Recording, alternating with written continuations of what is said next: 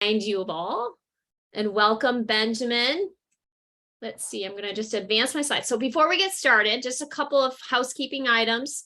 We're going to record this, and the recording and the slides will be sent out to you later today. So you will have that, as well as potentially some other good resources that Lynn recommends. And then as we go, if you have questions, go ahead and use that question for Lynn on her content presentation. Go ahead and put that in the Q&A tab in your kind of your Zoom console there. Use the Q&A tab.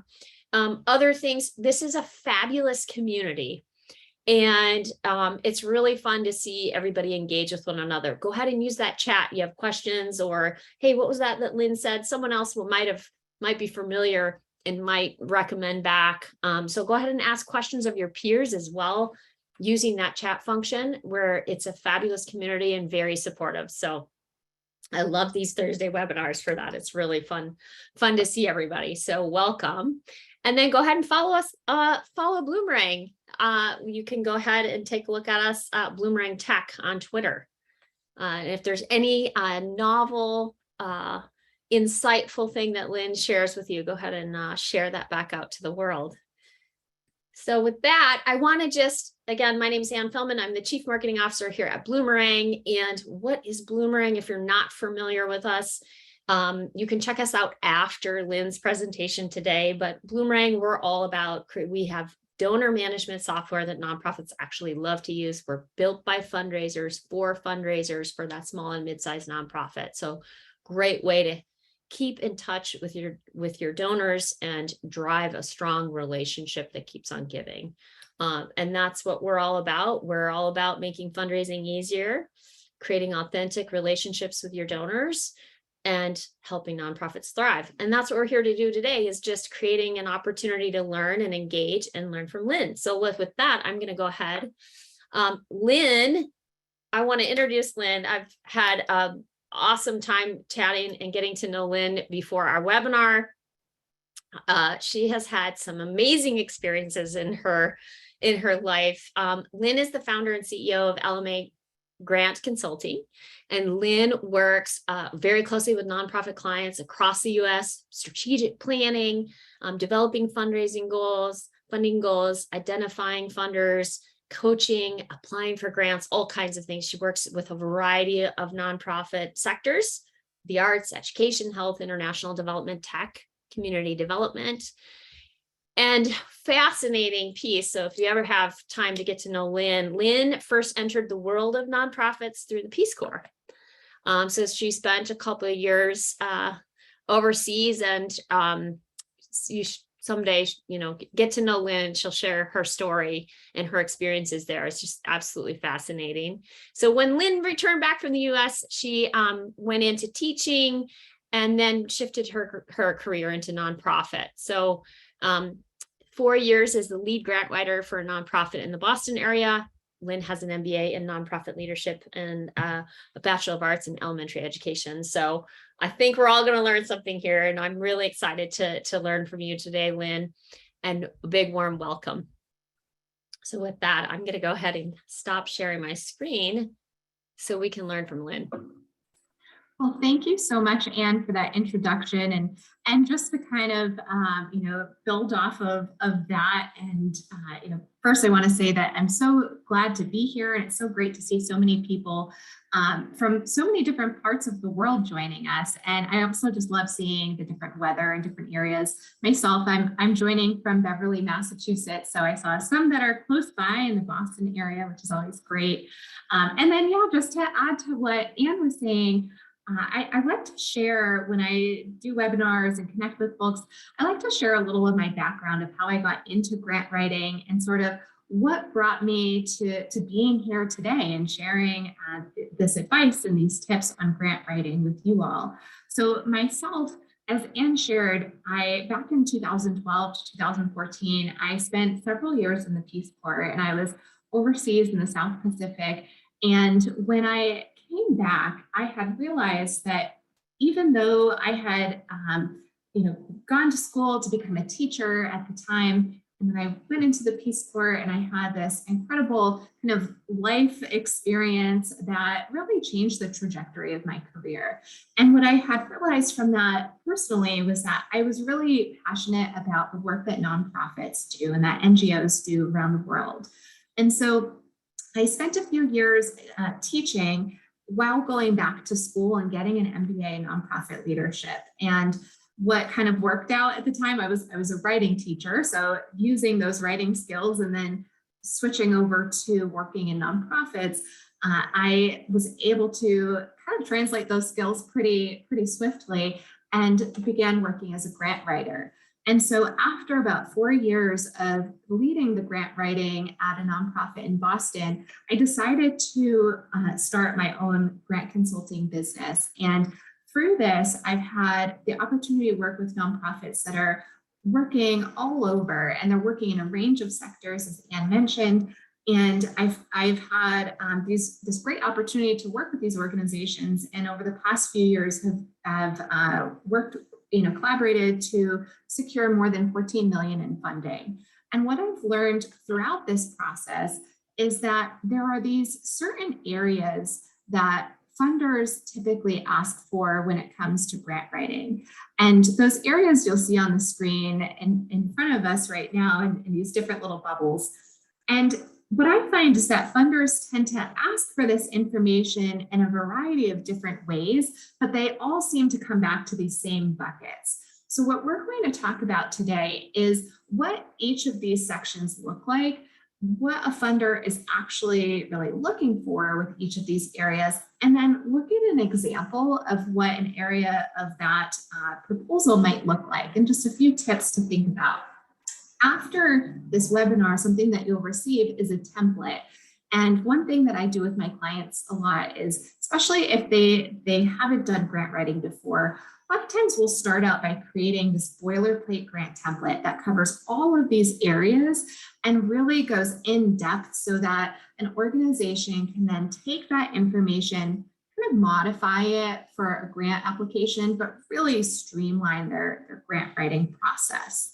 So as we go through the session today, I will pause. Again, being a former teacher, I love knowing who's in the room. So I've loved seeing already, seeing where people are joining us from and seeing the weather. So just kind of be prepared. I'll be asking a few questions about the work that you do and the nonprofits that you work for. So jumping right in, the first thing that tends to be at the top of a proposal when a funder, when you're filling out any kind of grant application, is typically this organizational background. Now, this can be phrased in a few different ways. And as many of you know, sometimes there will be a few sentences that you can include, or it can be a really large amount of characters. A lot of times they say you have to say this in under 300 words or 300 characters. And that can be the biggest challenge in grant writing. So when we talk about all of these different parts, keep in mind, sometimes you have to modify it. You have to shorten it a little bit to fit within the funder's request. So when a funder is asking for your organization background, think of this as your first introduction to that funder. So this is your chance to really talk about your mission, the year that you were established, where you're located, but also what geographic location you're impacting. I've worked with clients who are located in one place, but their impact is actually in another country.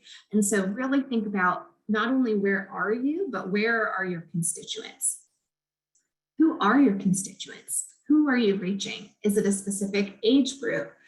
Maybe you're an animal welfare organization. So who is it that is benefiting from your services?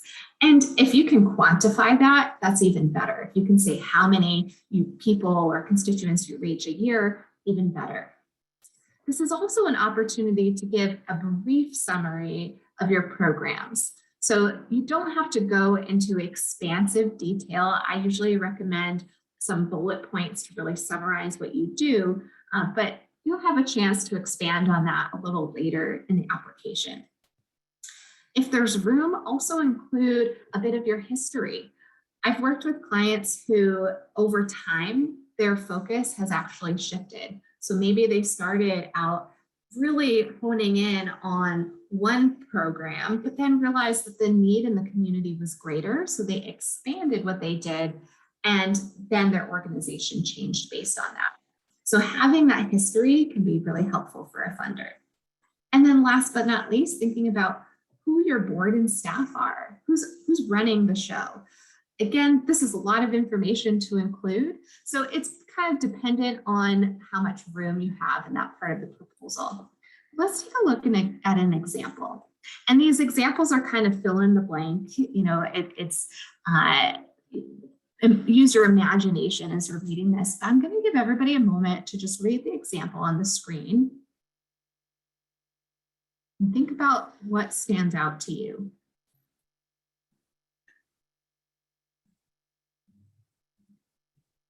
One of the things I want to point out as you're reading through this is I always encourage to use bullet points or lists whenever you can. It gives a really clean look to your proposal, and it helps funders to really be able to scan through and get that important information quickly. We put so much time into grant writing, and I hate to say it, but every person who reads your proposal may not read every single word. So you want them to be able to scan your proposal and pull the most important information very quickly.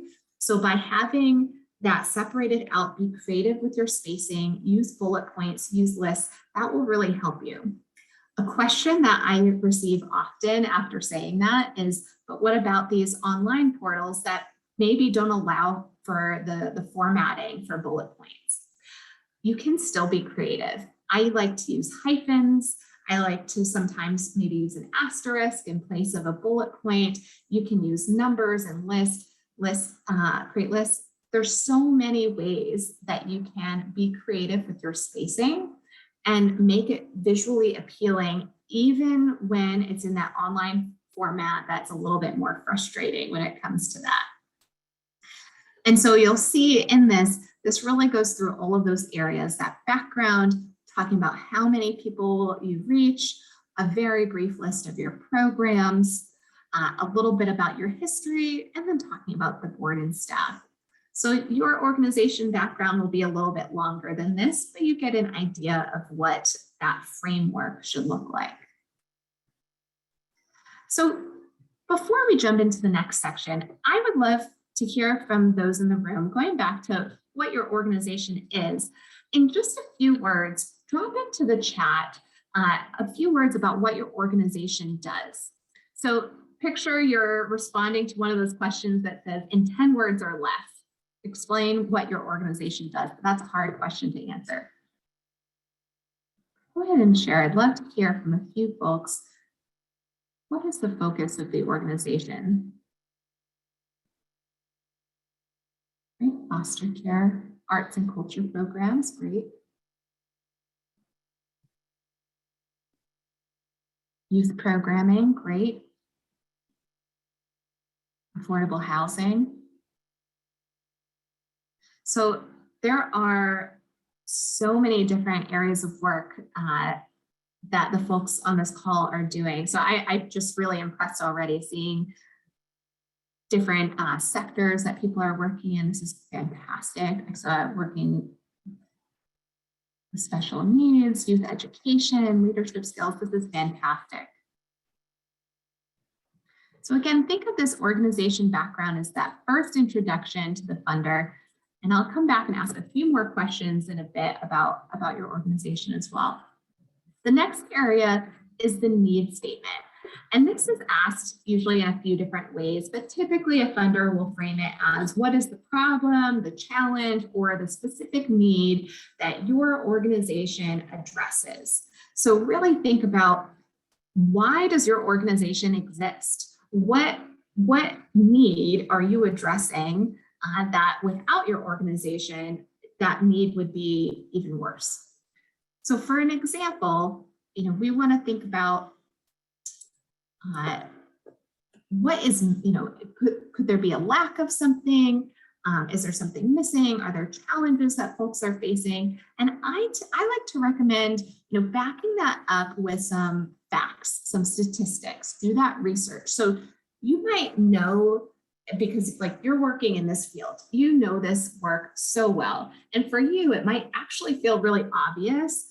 And you might even say, well, they know the need. Everyone knows that this need exists, but pretend like you've never been in this work before. You've never done what you're doing and you have no idea what the need is. So really explain it as if someone is brand new to the topic, even if it seems obvious. So really explain that need and then take it a little bit further and expand on how your organization is offering something that's different from the organizations that already exist that are addressing the same problem.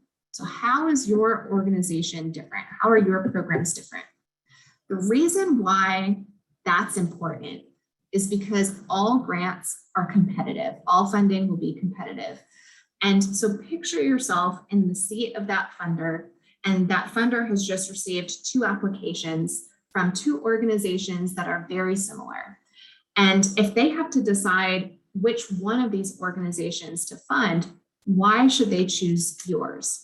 What is it that you're offering that's unique and addressing this community need in a very different way than anyone else?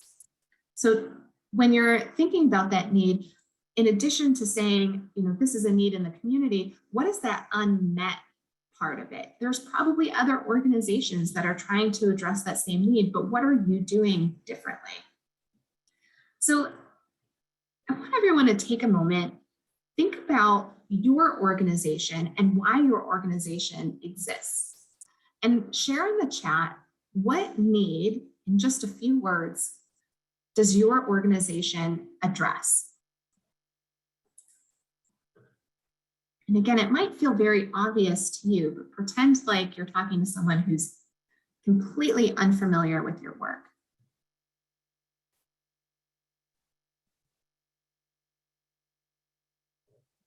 And I would push you to think as well, so if you're thinking, well, the need is education, think a little bit deeper. What is it that's missing in education that your organization is offering? Almost as a youth, excellent. Trauma-informed care, fantastic. Wonderful. There's so much, I'm so impressed with everything that everyone is sharing. There's so much good work happening here. Okay, so let's go on to the next piece. So the next 2 pieces actually is we have the goals and objectives and the methodology. Now, the goals and objectives, this is the what you're going to do if you receive this grant. The methodology is the how are you going to do it? Now, sometimes funders will ask that question together, and sometimes they'll ask it separately. So for the purpose of creating, say, a boilerplate grant template where you're putting all the key information in one place, I like to separate it out so that you really have a clear idea of the 2 pieces separately. And then if you need to combine it for a funder, you can do that. But this is really the what are we doing, then we'll go into the how. So when we're thinking about goals and objectives, really I would say for the purpose of this session, we're going to look at an example that is a little more program specific. There are so many types of grants. There's capacity building, capital funding, operational grants. For this, we're thinking a little along the lines of a program or project. So in this goals and objectives section, you'd want to think about what is it that you're doing that specifically relates to this funding opportunity, and what do you hope to accomplish? Now, I recommend thinking about your goals as SMART goals, meaning you want to set specific, measurable, achievable, realistic, and timely goals. Because whatever goals that you set, you're going to need to measure those goals and then show at the end of a grant cycle whether or not you've achieved those goals. So really think about what is it that if you receive this funding, what is it that you'll be able to do with it? So take a moment to read the example on the screen. Give everyone a moment.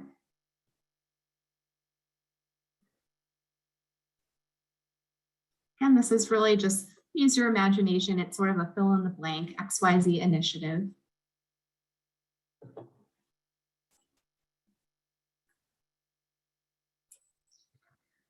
And what I want to call your attention to is that the second piece, again, this is very short. I'm sure your section would be much larger, but we're identifying specific measurable goals.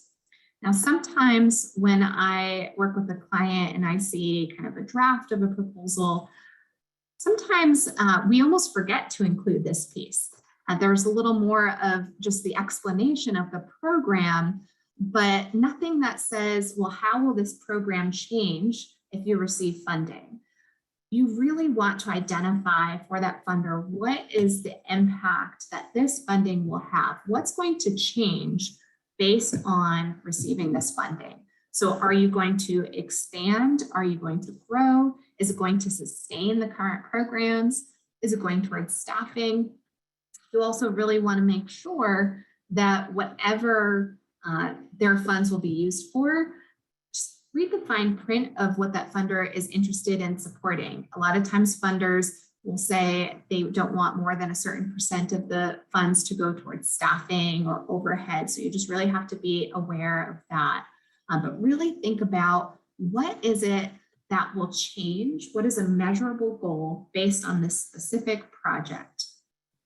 So I'm willing to bet that there are a lot of folks in the room right now that are currently working on grants. So my next question for you to think about, if you're working on a grant now, or if you might work on a grant in the near future, what would a grant help you to do right now? Are you looking for program expansion, capacity building?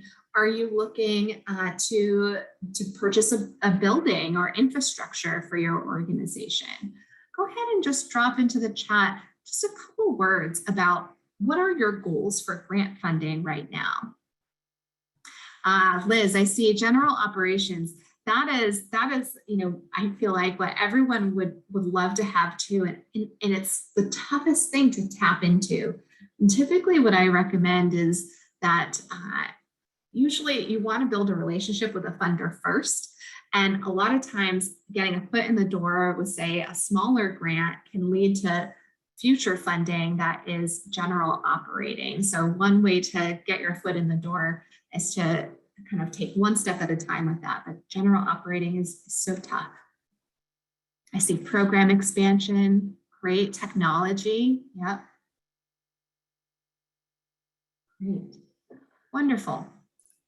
So the next piece that we'll look at is this methodology piece. So again, this is the how. So we just talked about what are you going to do?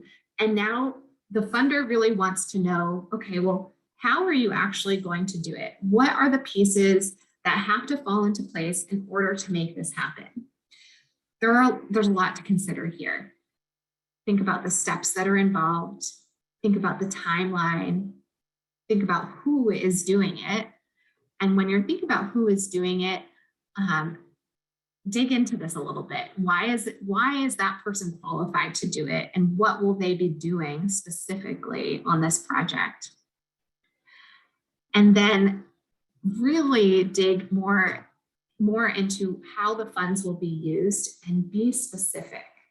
When we talk about this, a lot of times when I'm having a conversation with a client, this is how the conversation will go. I'll say, okay, how do you plan to use these funds? And they'll say they'll be used toward this program. And I'll say, okay, but what does that mean? Let's dig a little bit deeper and say, okay, if you're pulling out your checkbook and you're writing a check and you're using the money from this grant, what is it that check is going towards? Is it staff? Is it materials? Is it anything in between? We really, really want to think about what specifically will the funds be used for. So let's take a look at what that looks like. Take a moment and just look at this example. Take a moment to read through. A lot of fill in the blanks here.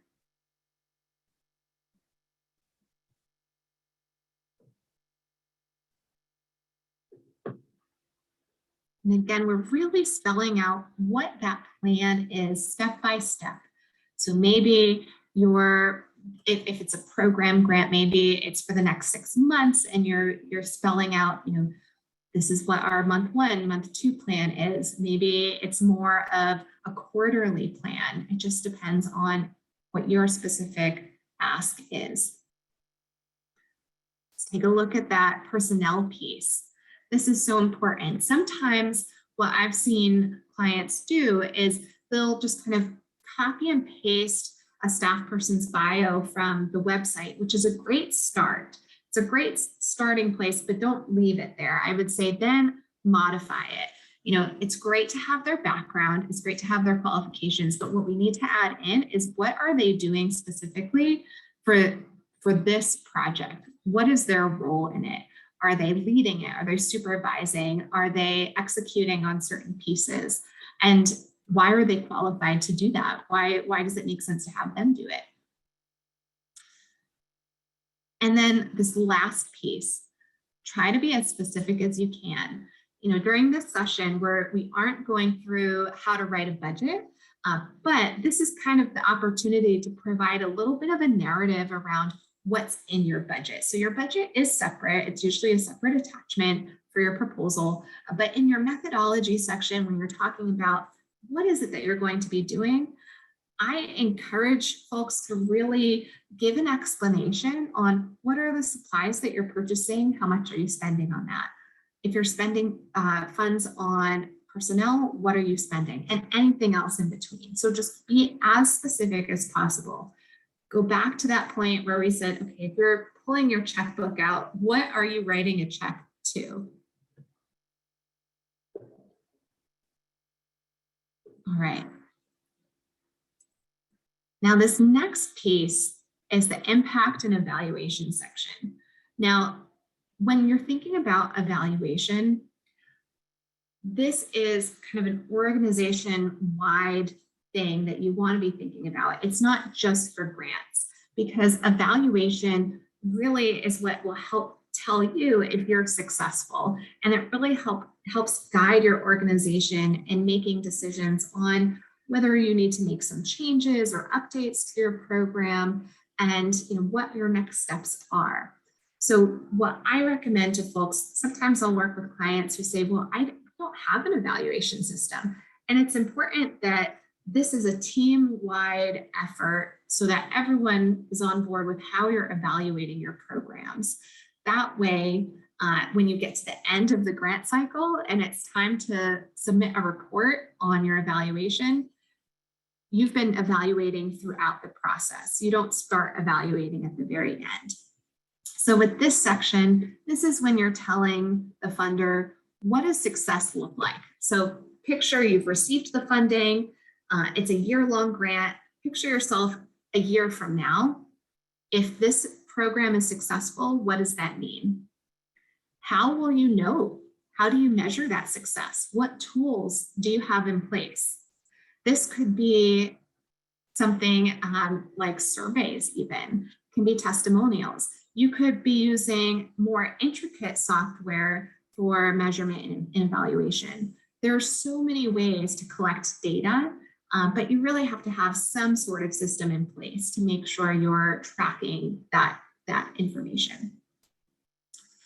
What are some specific metrics that you're hoping to achieve? So think about if you're saying, we hope to have students improve on this specific skill. Okay, well, what % of students will say that they've increased that skill by what %? So if you want to say 90% of students will report that they feel, 95% more confident in doing X, Y, or Z. A lot of that would be based on surveys of, self-identifying their skill level, maybe before and then after, and then seeing how that's changed. But really have something very specific and tangible. Whenever you can use numbers, this is really helpful. And then I also like to say, I am a numbers person, but not everybody is. And remember that about the funders as well. Funders, you want to include information that's both qualitative and quantitative. So this is your opportunity to share some examples of past impact or success stories. So that can include, metrics and numbers, but also tell the story of your constituents. You can use testimonials or quotes with the permission of your constituents, or just, share a community story of how your program has impacted folks in the past, and then connect that to what your goals are now. So let's take a look at an example. This has a lot of information in it. There's a lot to digest here. So I'm going to give you a moment to really look through the different sections, think about what you're measuring, what does success look like, how you gather the information, and then some storytelling. So just take a moment to kind of absorb the information that's on the screen.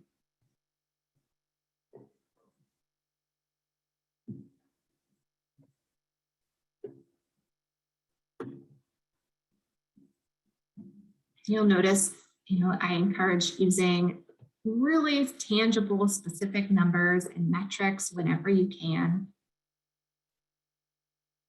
Talk about how you're gathering that information. And then use this as an opportunity for storytelling. Talk about the past impact that you've had.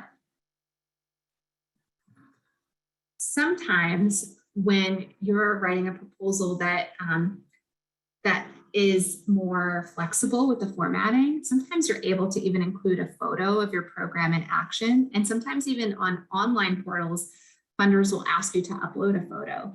This is a great place to do that if you're able to do that, and just show your program in action and tell a story about one of your constituents, how it impacted them, and have an image to go with it. You really want a funder to leave feeling like they're talking to a real person. Looking at data and looking at numbers, that can be great for a person who is really data driven. But remember that funders are people, and you want to almost pull at the heartstrings a bit and share, why is this program important? What has this organization already done? And how will this funder deepen the impact of this work by supporting you? So I want to take a moment. One question that I tend to get a lot after talking about impact and evaluation with clients and during webinars as well, folks often ask, well, what are some really great measurement tools that others use? And I would love to take a moment. If you have a measurement tool that you really like, whether it is a formal tool, I know that there are all kinds of online platforms that you can pay to use and software that you can use, or informal, use interviewing your constituents. Maybe if you're in education, maybe you're talking to your teachers and your students. I would love to ask you to share in the chat, what are some evaluation tools that have worked well for your organization? That way we can kind of share with each other, what works for you, and get some ideas from one another. Testimonials, absolutely.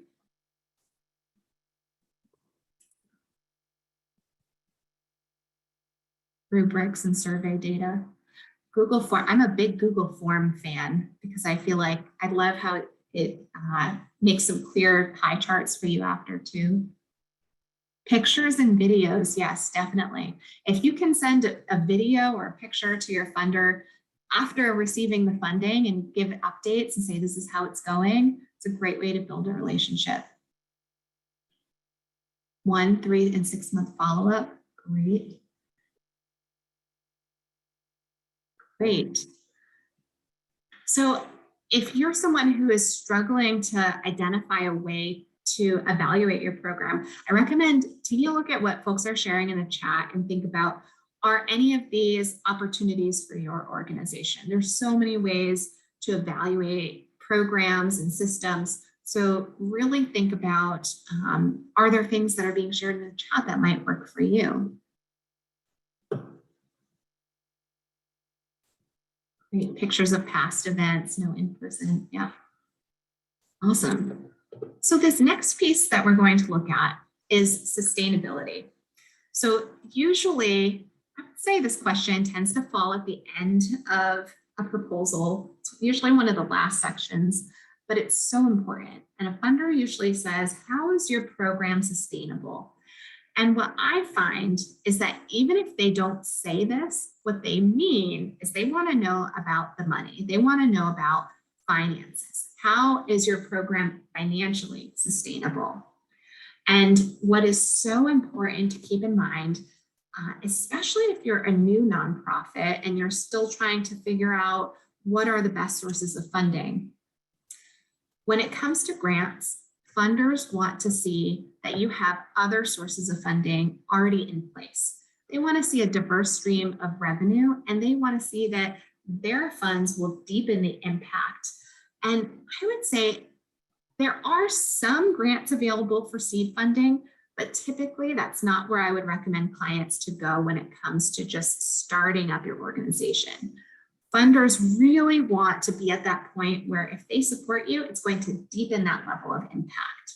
So if you don't have any existing funding, that's kind of a moment where you want to step back and say, okay, maybe we should focus on individual giving. Maybe we should focus on kind of a monthly donor, recurring donor program. Fundraising events are one way to bring in funds, but it can be really, a lot of work. It takes a lot of time to do a fundraising event. But typically, if I have a consultation with a potential client and they tell me that they have no other sources of funding yet, I usually say, I'm so excited for you that you just got your 501c3 status. I'm going to introduce you to an individual giving consultant instead. And then let's circle back in maybe a year or so. Because once you have other sources of funding in place, that's when you're a little bit better positioned to apply for grants. This is where you're going to talk about that, is your sustainability section. So this is where you're going to say, we have other sources of funding already. This is what those sources are. Now, I like to just get right to the point and be really transparent with the funder. So I will say very specifically that we have a diverse revenue stream. And although your grant will help us, we do not rely solely on grants to operate. Your grant will deepen the impact, but we do not rely solely on grants to operate. That's what they're looking for. They want to know that they are not your only source of funding. Then share with them what your other sources of funding are. Do you have a specific program that brings in revenue? Does your board make contributions? And what's really important here, funders really appreciate hearing if 100% of your board makes a contribution each year, say that. It says a lot about your board and their support of your organization if everyone makes a contribution. And you don't have to say how much that is. It could be $10, $50, $1,000. But if all of your board members are making a contribution, name that. You can talk about your fundraising events, major gifts, monthly giving program, crowdfunding, and anything else. But really, if you're at this point and you're saying, all right, I'm a brand new nonprofit, I just received my 501c3 status. When you get to this question, you're going to be stumped. And the reason is because this is a big red flag for funders. A lot of times, if they see the answer to this is that you don't have other sources of funding, that will kind of put your application in the no pile. So really think about that. So you don't have to share this in the chat, but sort of just a self-reflection right now, and maybe you can write this down on the side, but think about what are the other sources of funding that your organization has, and then go back to that program. Remember, we said, if you're applying for a grant right now, what does it go towards? Think about what sources of funding are supporting that as well. Because you could have other, the cost of that program might be more than what a grant is that you're applying for. So you want to have other sources of funding go towards it. Just take a moment, write that down on the side. How else is your organization bringing in funds? Now, this last piece, this is something that I kind of add in whenever is possible. This is a closing or a thank you section. Now, it just depends on if this is available. So maybe if you're doing an online portal grant, maybe you don't have room for this, or maybe there's a section that says, is there anything else you'd like to add? Or maybe you're uploading a narrative and you can add something at the end. This is your chance to really thank the funder for their consideration, remind them how your mission is aligned with their giving initiative, how their mission is aligned with yours, and then provide any contact information so that they can follow up with you if needed. Something that I find really interesting, I like to attend different events to meet funders, and I've gone to a lot of panel events, and something that I've heard a few different funders say that has surprised me is that there have been times when they receive a grant application and there's no contact information on it. And so they've printed it out, they're passing it around their board table, and they want to follow up with them, but there actually isn't a way to contact them. So just make sure that you're doing your due diligence, you're including that contact information, that you don't, miss anything as small as that when it comes to looking for funding. Now, this should not actually be the only place where you talk about how your missions are aligned. Throughout this whole application, you want to make sure that you're honing in on how the funder's mission is aligned with your mission. Something that I like to do even before this closing section is when I'm reading through, say, the FAQ page, or I'm looking at the grant announcement, I'd like to write down what are some of the key words. If I'm reading through their mission, and I'm reading through the work they do, there's probably some buzzwords that really stick out and some really key themes. Now, you don't want to change what you're doing, but just use that information to really show how your organization is aligned, and make sure you're including those themes throughout your writing. Just to give an example of a closing, again, it's very much a fill in the blank, but make sure that the funder knows that you know what they do. We appreciate all the work that your foundation offers, especially in this particular area. And then just leave with that contact information. So at this point, we have about 15 minutes left, and I would love to kind of turn it over to you to see, there's been some great questions coming through, I think, in the Q&A and the chat. Are there ones that have popped up that maybe multiple times, or that you'd like to call out? Yes. So let's start just quickly, one in the chat that Daniela just asked around this narrative formula. Lynn, could this also be used to recruit donors for events like galas? Like, think about the applicability of that. That's such a great question. Yes and no. I would say usually when it comes to a fundraising event, you might be thinking a little more about a sponsorship packet. So a lot of this information you might include, but probably not quite as lengthy. You might want to include it in a little bit different way. Really talking about, I would say, all of those key areas. You might not talk quite as much about how you're measuring and evaluating, but I would definitely talk about those impact stories. You also might not be talking quite as much about your other sources of funding, but really just showing how their funding will specifically create an impact and reach X number of constituents. So typically, I would say when you're thinking about a gala or any fundraising event, you're probably putting together a sponsorship packet with some different levels, but still giving the same general background information. So it's kind of a yes and no. Yeah, a little bit of tweaking. I mean, just as you were going through all of the kind of key areas, this is also really good homework to do to refine your messaging and your positioning and how you talk about your organization and the need that you serve, right? So it's, Yeah. I always, putting my marketing hat on, like always pushing on our teams. And when we write about things of what we want to compel someone to act, I always answer why 5 times.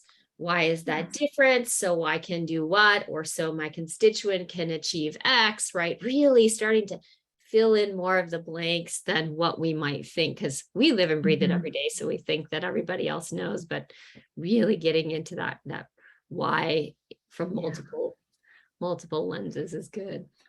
Yeah, I couldn't agree more. And also just the idea of stepping back and almost reading it from the perspective of someone who's not involved with the organization. And when it comes to that messaging piece, removing the jargon too, making sure that your proposal isn't full of acronyms that aren't defined and words that only those in the sector understand. Make sure that it's written at a level that anyone could pick it up and really understand what you're talking about.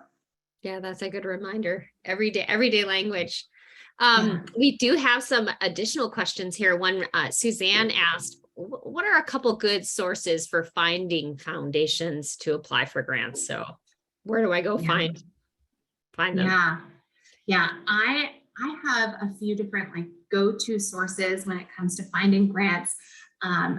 Some that require membership and others that maybe don't.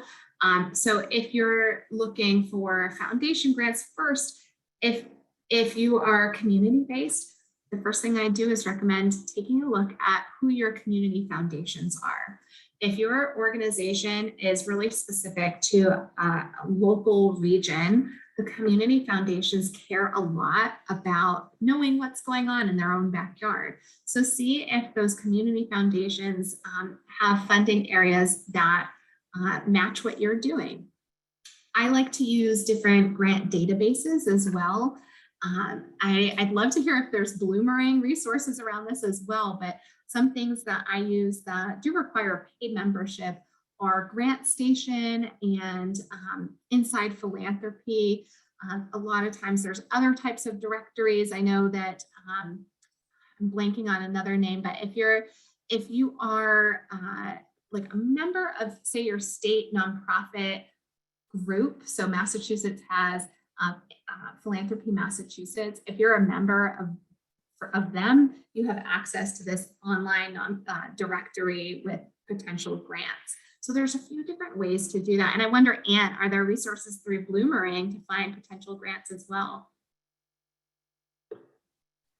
Right. So I was actually our blog. So the Bloomerang blog, I'm almost positive we probably have a story on that. So I was just checking with Sarah. Maybe she can quickly locate a link.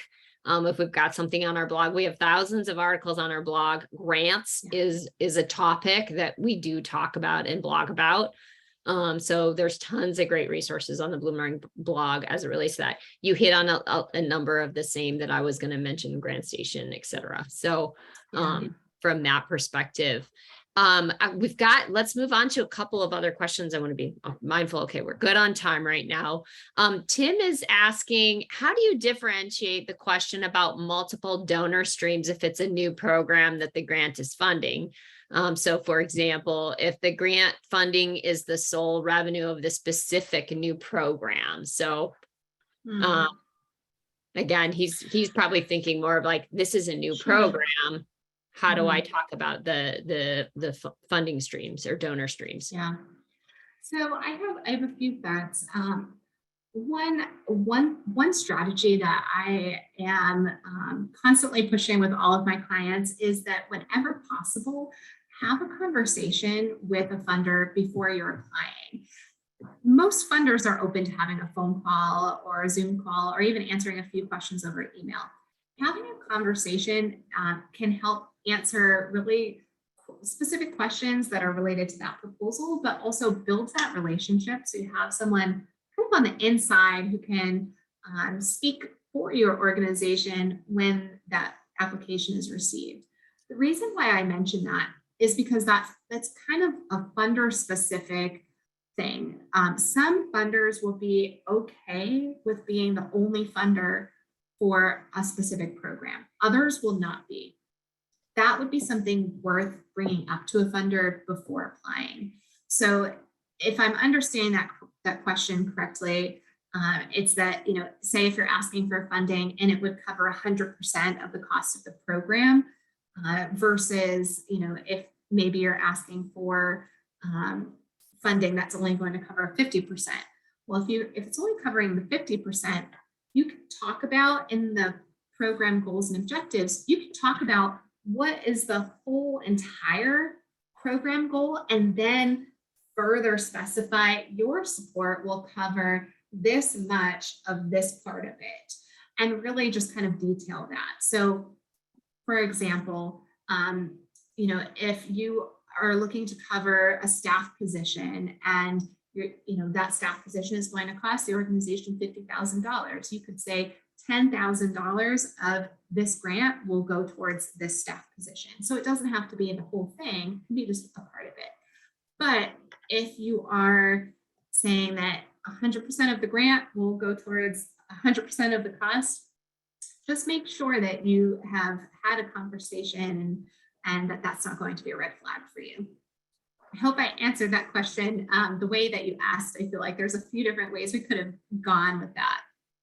Well, I think you bring up a point, which is it never hurts to reach out and ask clarifying questions. I always say, like, what's the worst that they're going to say? Like, no, we can't talk to you. Well, so I think that's it never hurts to ask from that perspective. We've got some more questions. We've got a couple questions here in the chat just around language. So let's first start. Kristen is asking about advice regarding sustainability language for an educational nonprofit, healthy overall fundraising established, but applying for some immediate needs pilot programs that may be expensive or exceed their current fundraising capabilities. And so there may not be any sustainability without support. So it's a little bit of that kind of same thing, like something is getting going or it's bigger than what we have. How do you talk about sustainability for an immediate needs program they're trying to launch? Yeah, so I think there's kind of two parts to this as well. First, make sure that the grant that you're applying towards is okay with that. Again, look at the fine print, read what it is they're interested in funding. There are a lot of grants out there that aren't interested in funding new programs. So do take a look at that and make sure that the grant you're applying for is a good fit in that way. Then think about after you receive if you will receive this funding and you get to the end of that grant cycle, how will this program be sustained? So for some, again, I keep going back to the staffing example, but say if you're applying for a grant and it's going to cover the staff, a fundraising position. Well, those funds might be needed to pay this person, maybe in development, a development coordinator or something like that. They might need that fund to get started, but actually that position will sort of self-fund after, because that position will help generate revenue for the organization. So think about if this grant is funded and this program can operate, will you start generating revenue in a different way that will create this program, create the sustainability around this program or this position or whatever you're doing. So think about that long-term piece. Once the funding is done, then what? So you want to have just sort of that long-term plan, and maybe it's part of your organization's strategic plan. If you're in the middle of strategic planning phase, maybe there is something that you have in mind of like, what is the 3-year point that you want to be at, after receiving funding. That's great. Kind of related to that, again, around the language, but what about grant language when you're leasing property, but have responsibility for facilities and development and fundraising expansion? So Kelly, any recommendations for language in a grant where you are leasing property, but responsible for facilities development and fundraising for expansion? So yeah. Interesting. I think I would probably, I feel like it's a little specific. I'd probably have to see the actual grant that you're thinking about. But I would think what I would recommend is really explaining kind of who are the partners in this. It sounds like if you're leasing something out, then you want to make sure that you're identifying who is using that space and what are they using it for. So when you're giving the background of your organization, consider giving the background also of who that partner is or who that whoever you're leasing to, so that the funder has an idea of, okay, they're supporting you, but also there's this other person or program that's being supported. They want to know about that too. So if there is a major partnership involved, give some background on that. And then talk about who is that partner liaison. So if you're leasing a property, who is overseeing that? What is their background? How is it being administered? So really think about detailing that partnership piece. Great question. Yeah, that's great. We probably have time for one more. I've got one that's kind of bubbled back up. Natasha, a question that was previously posted. She's curious, is it better to position your wording as a great need for funding, or is it better to paint the picture of the organization as a winning organization that would be better with the support? So it's like, should we talk about ourselves as we need, we really need this funding, there's a great need, or do we position as we're this awesome organization, we want to pick the winner, right? You want to fund a winner. I would actually shift away from both of those and talk about the need of the community. So unless you're talking about capacity building, there are times when I might say, okay, we're talking about the need in the organization because it's the staffing capacity and they specifically need a capacity building grant. But if you're thinking about a program, I would actually shift the need towards your constituents and say, what is the need from the community perspective? And you almost want to take yourself out of it a little bit and say, well, if we weren't here, this is what that challenge is. And what we have done, some of the successes of our organization has been this. So it's, I would say, instead of saying like we have a need, I would say the community has this great need. And then talk about, almost, it's really tough because you don't want to say that you've done so amazing and sound like you don't need the funding, because I have read grants before that almost read a little more like a report. It sounds like I'm reading like, oh, you don't need funding because you're already doing fantastic. But instead, I would just focus on the stories, focus on how your program has had an impact on the constituents, not so much about what your own need is, but what your constituents' needs are and how it has impacted them and how this grant will deepen that impact. That is great. There's just more questions coming in, but we are running out of time. So what I want to do is, if you'd like to connect with Lynn, please do so. Let's push out. We got a quick poll. If you need more info, you want to connect with Lynn, or you like to learn more about Bloomerang and how we can help you create those sustainable sources of funding and really tap into your donor community and create a great relationship, let us know. And then mark your calendar for next Thursday at 2 Eastern. We're going to talk with Beth on all things marketing and brand identity beyond the logo. But Lynn, again, thank you. I'm going to flip back to Lynn's slide here so you can see her contact info. Lynn, thank you so much. There's just been just really wonderful response, lots of great questions, and Helene summed it up perfectly. Grateful for this valuable webinar. really helpful to, just the insights, the examples, and getting us to really look at, how we talk about our organizations and what we're doing. So thank you, Lynn, so much for your time today. And to all of you out there doing wonderful things in the world, your work is really important. Please keep going. And if there's anything that we can do to support you, to help your organization thrive, let us know.